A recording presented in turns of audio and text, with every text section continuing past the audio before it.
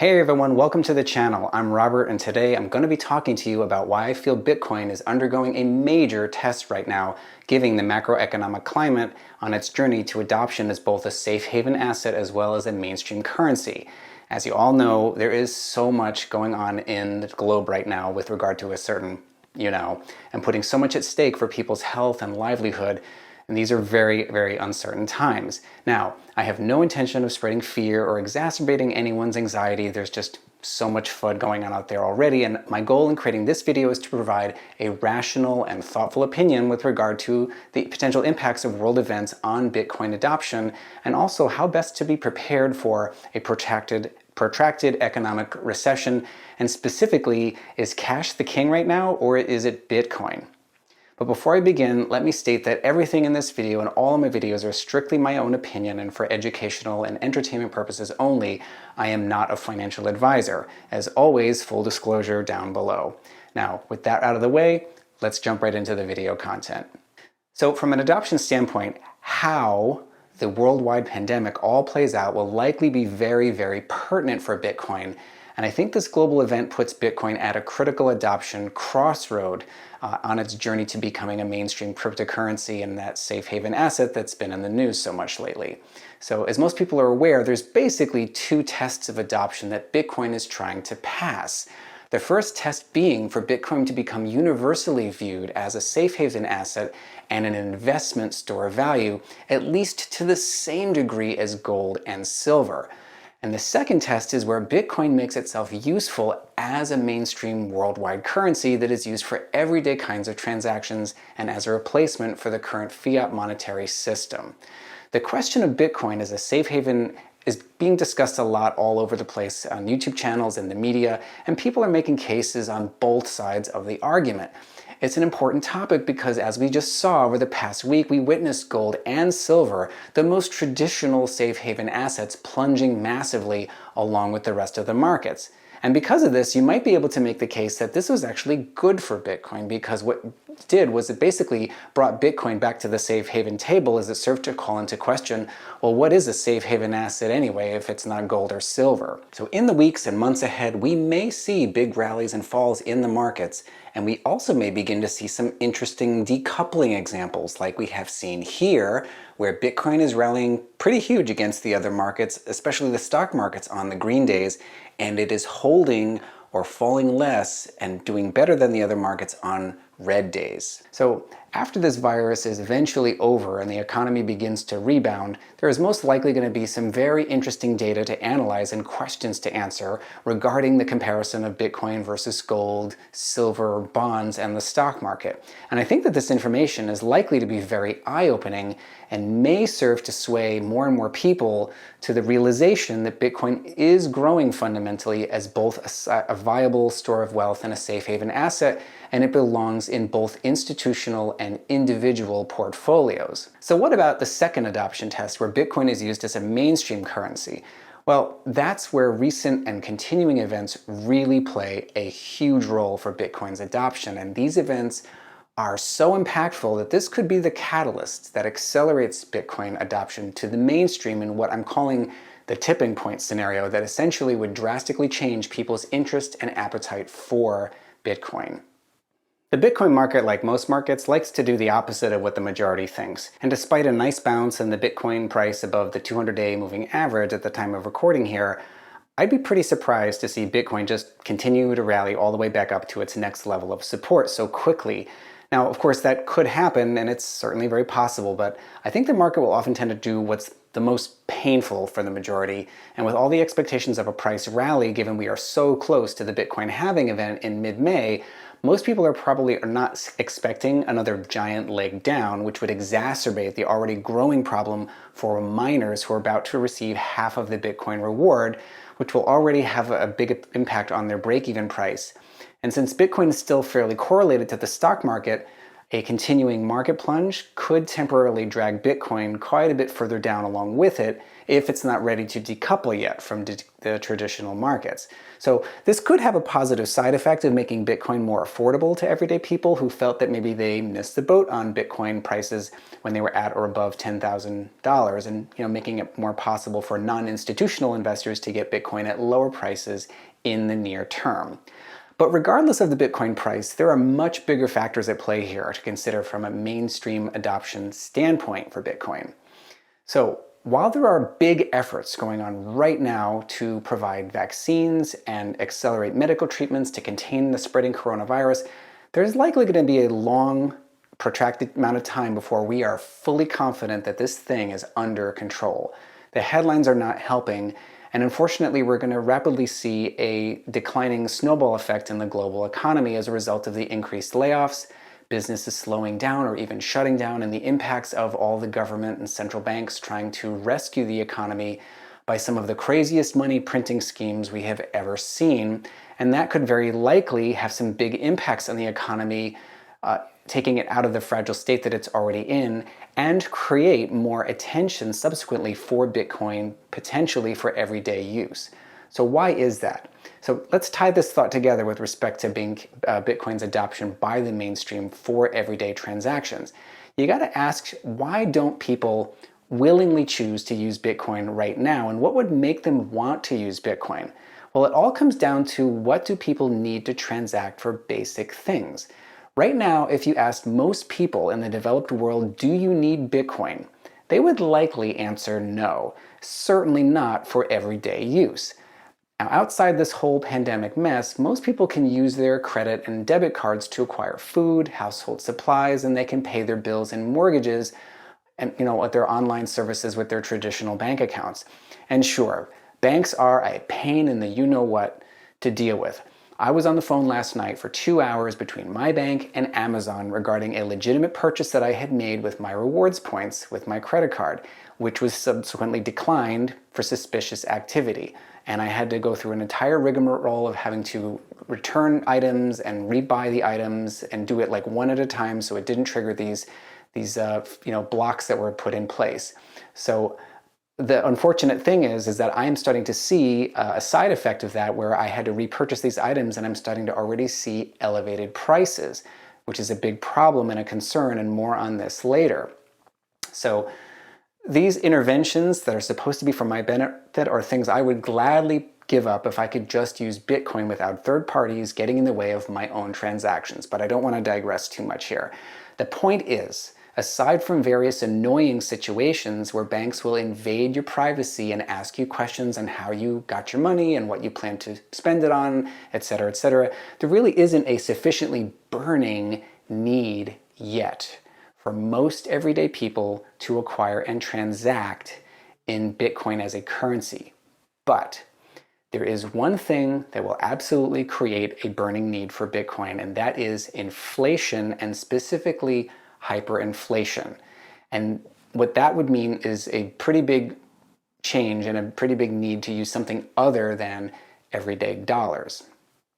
Now, to understand hyperinflation requires a decent understanding of the economy, which in and of itself is a giant topic, and I am not an expert on the economy, but I do feel that now it is more important than ever for people to take the time to at least gain a basic comprehension of the economy, and specifically try to understand how the government and central bank work together to try to speed the control and the flow of money to adjust the economy, because this is information that you will want to know, and you might need to know about it sooner than later, because there's a lot of events and things going on right now in the economy that have been taking place for a while that are leading to the potential for everyday people like you and me to be affected by. So I think it's really wise to take the time now to be prepared. Now, I found a really cool and fun animated video that was presented by Bridgewater called How the Economic Machine Works, that's about 30 minutes long, and it presents today's economic model in a really thorough and appealing way.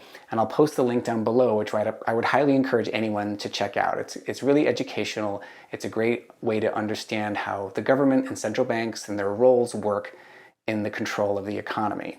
And this lays a base for an understanding of how it can relate to hyperinflation, because when, and I mean when, hyperinflation hits, and people are wondering why their dollars are no longer valuable, these kinds of videos are going to be the boilerplate to help everyday people gain an understanding of what happened to their money and why people suddenly lost everything overnight.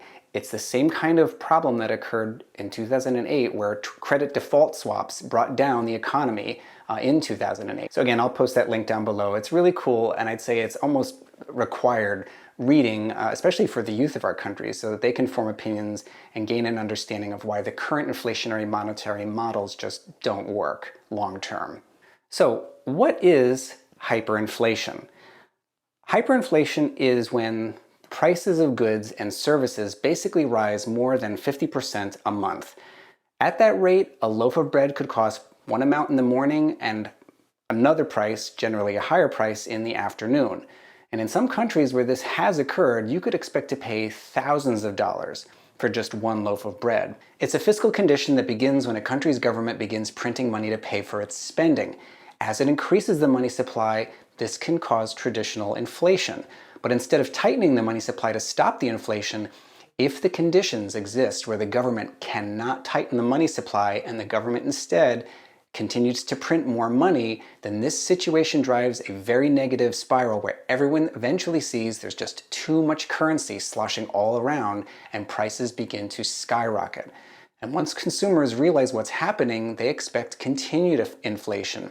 They buy more and more goods now to avoid paying higher prices later. And this hoarding creates an excessive demand that aggravates the inflation.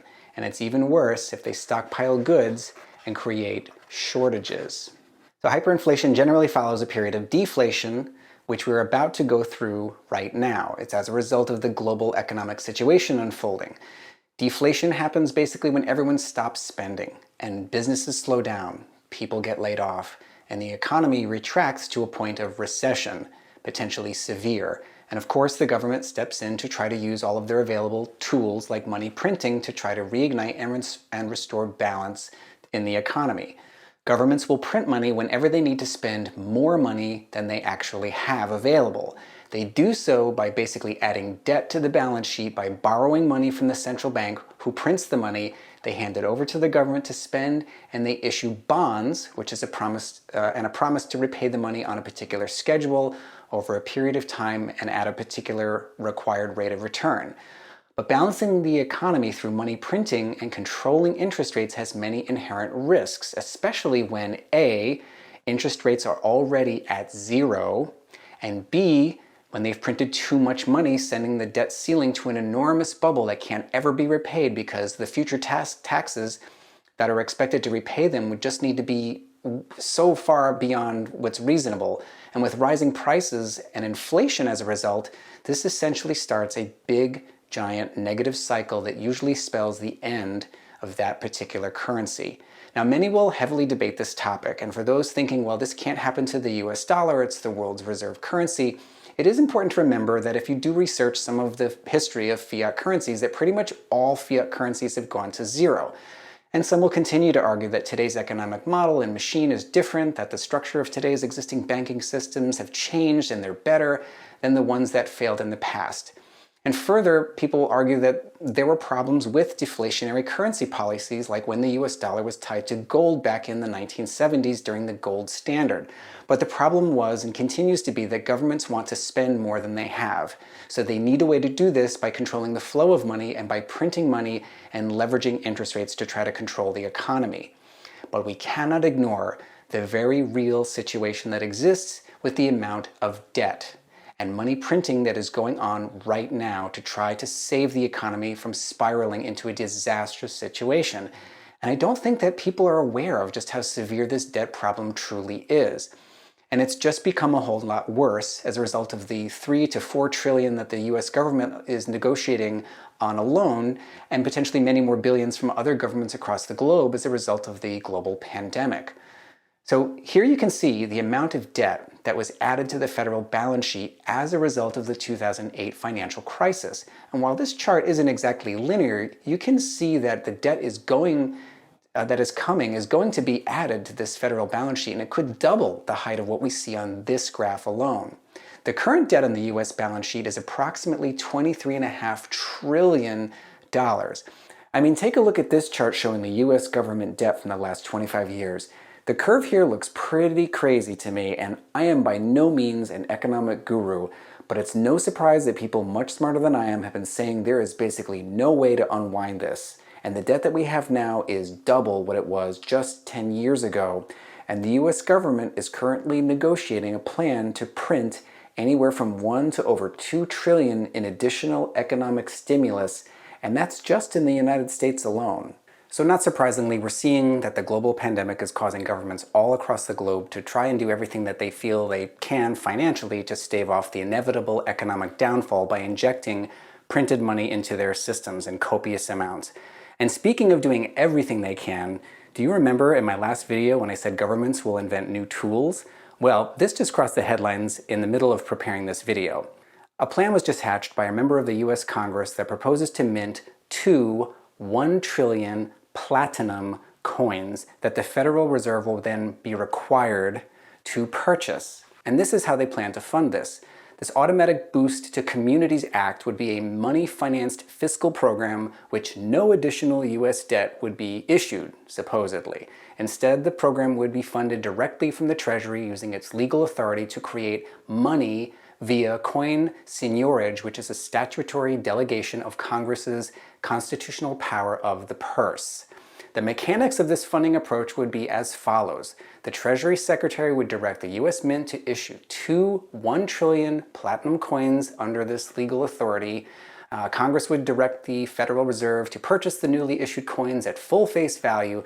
The Federal Reserve would complete the purchase by crediting the US Mint's account at the Fed with 2 trillion in reserves. The Fed would retain ownership over the 2 1 trillion coins permanently in order to ensure its own balance sheet remains fully capitalized by the Treasury. I'm not going to read the rest of it. I'll let you read the rest. I'll post the link to the PDF down below. There's a bunch more of the details in here. And it's interesting that they seem to be trying to create essentially an e-cash system via debit cards that would be put into the hands of the American public and would allow them to continue to drop helicopter money potentially as time goes on. So this certainly is a creative new thinking outside the box kind of financial tool that they're coming up with to try to provide stimulus without the appearance of adding debt. But this is still a form of money printing, as illustrated here by this Decrypt article, who took a tweet from Bitcoin developer and entrepreneur Jimmy Song, who said that Tliab has underestimated the number of coins that she proposes to mint. You're going to need to print more trillion-dollar coins. This sort of thinking is exactly what leads to hyperinflation, he tweeted yesterday. And that makes sense because you just can't provide everyone in the country with a debit card for $1,200 per person and then $1,000 per month after that for very long without exceeding $2 trillion. So they're going to need to print more of these $2 trillion coins, and so this is still very inflationary kind of a financial stimulus. And unfortunately, people just aren't aware yet of the impacts of all this money printing on their purchasing power. As you can see from this graph, the purchasing power of $100 back in 1799 has changed dramatically to today. The inflation already has risen over 2,000%. So in other words, in 1799, the inflation rate was 0% and $1 was worth $1 of spending power. And what this equates to today is that same $1, having adjusted the inflation rate of 2,003%, means basically that the purchasing power of the dollar should be near zero today. I mean, look at the chart. It's showing the actual value of the dollar's purchasing power is very close to zero. And it calls into a spotlight that people assign value to things when enough people believe it is valuable. And the reverse is also true. People can suddenly decide things don't have value overnight.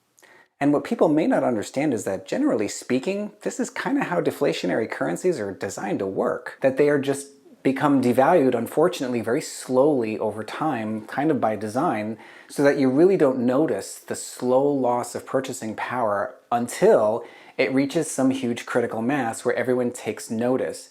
And more things are starting to pile up, unfortunately, given current events, into a delicate house of cards that are creating conditions that could cause the monetary system to crumble. And when the reverse happens and people realize that all their wealth and one currency like the US dollar is no longer valuable, it's not going to take years like it does to slowly depreciate the currency. It will happen in a matter of months and weeks. Look at the rate of climb in the debt and its impact on the dollar's value. People will eventually take notice of this and will become worried, and that's not all. The Fed has just lifted all restrictions on banking reserves, meaning that if banks are only required to hold 10% of the actual money they lend, they can basically now lend out an infinite amount of money without having even 10% of it on hand, which means if conditions change to where people begin to hoard cash and scramble to get all their money out of the banks in a frenzy, and once headlines start to show up that they can't get their money out because everyone's trying to do it all at once, this could spark a run on the banks where more and more people will begin to realize they can't get to their money because there isn't even money in the banks. And that realization of fractional reserve banking will be yet another indication of failure in the current monetary policy system. I mean, guys, this is why Bitcoin was made.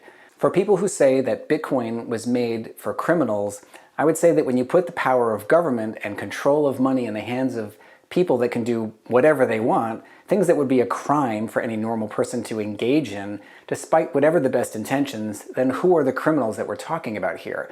And this is just one of the reasons why Bitcoin works, because it eliminates the possibility of bad actors in adjusting its fundamental monetary underpinnings. Nobody can go in and print more than 21 million Bitcoin. If they did, it would only create a fork of the coin, which would be just another altcoin like Bcash or BSV, which are not Bitcoin. So a key thing to look out for as a result of the mountain of debt climbing into the trillions and all these QE and fiscal stimulus spending packages is 1, rising interest rates, and 2, rising prices.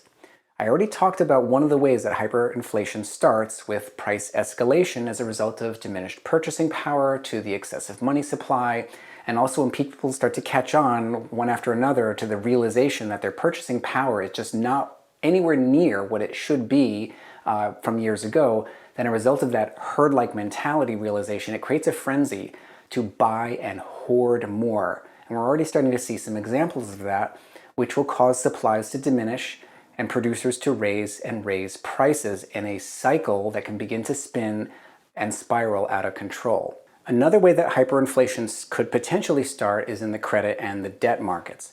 So the US government issues bonds, which are debt from all of the money that's been printed from 2008 until now. And this process could actually tank the bond market due to all of this money printing.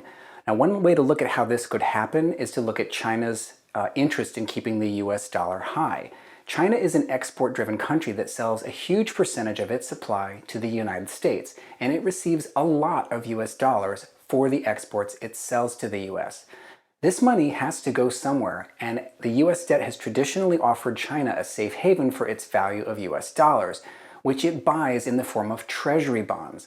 China needs the US dollar to remain high to keep people buying exports from China. So if the US dollar weakens, it would badly hurt the Chinese economy. And the more money that is printed, the more it devalues and hurts the dollar. So that's just one example, but if China or any other nation having a trade surplus with the US stops buying the US treasuries or even starts dumping the US dollar reserves, then those nations' trade surplus will suddenly become a trade deficit. And this could spiral wildly out of control in a frenzy of bond selling that would and all this money from the sales of these bonds will need to go somewhere else. Now, in looking at where the money is likely to go, there's some compelling opinions out there that this money could likely flood into the commodity markets. If that were to happen, this would push up prices of everyday basic assets that we buy at the store: wheat, corn, soybeans, cattle, milk, metals like copper and iron to build things. This would affect a great number of things that we consume and buy every day. Because the US consumers are already so indebted, they don't have a very high level of savings in general, and with so many people living paycheck to paycheck, if a sustained increase to everyday prices were to materialize, I don't think the majority of people will be able to efficiently withstand the situation for too long. Now, the government might step in and create new tools to control prices, but it potentially might feed in on itself, creating another death spiral that it can't get out of. If all the bonds start to be sold, the Fed would likely be the only one buying them, again with more printed money, increasing the massive debt already and further devaluing the dollar and escalating prices. And you can begin to see how this can become a cycle that can be very difficult, if not impossible, to get out of and gain control of without some form of a major radical overhaul of the underlying monetary system, policy, and/or currency. So if the current world health crisis has the potential to be a catalyst, to create a perfect storm in this regard through a process of excessive money printing, and further, if we do enter a period of protracted inflation and rising prices in an environment where people are losing jobs and we start to see a collapse in the markets and the monetary system, then this could be a trigger that forces Bitcoin adoption to rapidly accelerate into the hands of the mainstream. In the past, when other countries' currencies began to fall apart in a hyperinflation spiral, they would often turn to the US dollar for stability. And in many cases, they would actually make it so that you couldn't purchase dollars to try to prop up their own currency. But what happens when everyday items priced in a falling US dollar become crazy expensive, like we've seen in Bulgaria when a loaf of bread suddenly costs $5,000 and it becomes impossible to fill your car tank with gas, and you start to see the value of your pension, your 401k become worthless. I believe that people this time won't wait for that to happen. And if we see signs of inflation, something we haven't seen in a very long time, then this could trigger a massive FOMO event to get out of cash very rapidly into something else. And so in considering the reality of what is happening in the world, this incredible event and the possible outcomes, the next question becomes, how do we best prepare? And this brings me to the question of which is king right now? Is it cash or is it Bitcoin? And in the short term, people of course are concerned with their immediate needs and the impacts of losing jobs. And this is going to force an environment of cutting spending and raising cash by selling assets to feed their families and pay rent and mortgages. And people aren't concerned yet with a failing monetary system because that isn't what's impacting them right now. But you don't want to wait for that last minute to prepare for that scenario to unfold. The conditions of this black swan event are ripe and perfect for a storm that could trigger a much broader condition for the financial system that could have a far greater impact than what we ever saw in 2008, and this could happen in the not too distant future. And so, if there's going to be a protracted contraction in the economy that leads to a big recession or worse, I can at least tell you that what I plan to do. My not financial advisor opinion would be to have both cash and Bitcoin. People are going to need liquidity in the form of cash for the immediate near term for the basics. And so I'm trying to save as much as possible in the short term just to have cash on hand, and so I'm not living paycheck to paycheck. There are many people out of work already, and this trend could get so much worse, especially if we don't see better news on this pandemic situation materializing in the headlines anytime soon. Now, gold and silver are also very good options, and many people really feel that these assets will become part of the answer to any pending financial problems in the monetary system. And you can go to places like jmbullion.com, which you can buy gold and silver coins in various denominations, and also apmex.com has the same thing as well, where you can place orders for physical gold and silver coins, which can be shipped to your home. However, as I stated in my last video, I think that most people are going to turn to Bitcoin, and they will find it much easier to transact using digital currency on their phones, especially if a big nation or even the world needs to quickly find a pragmatic way to transact with something other than dollars, especially if we begin to see cracks forming in the US dollar, which holds up the world's other currencies. It's ultimately up to each person to decide for themselves how important is this and determine for themselves how best to prepare. The reason I'm making this video is because I feel this is a really complex issue that has tremendous implications that I think raising awareness for and creating this understanding is just so key so that we can all be aware of the potential outcomes as a result of these unprecedented worldwide events that could suddenly put a spotlight on the monetary system and its failing properties much sooner than anyone wants.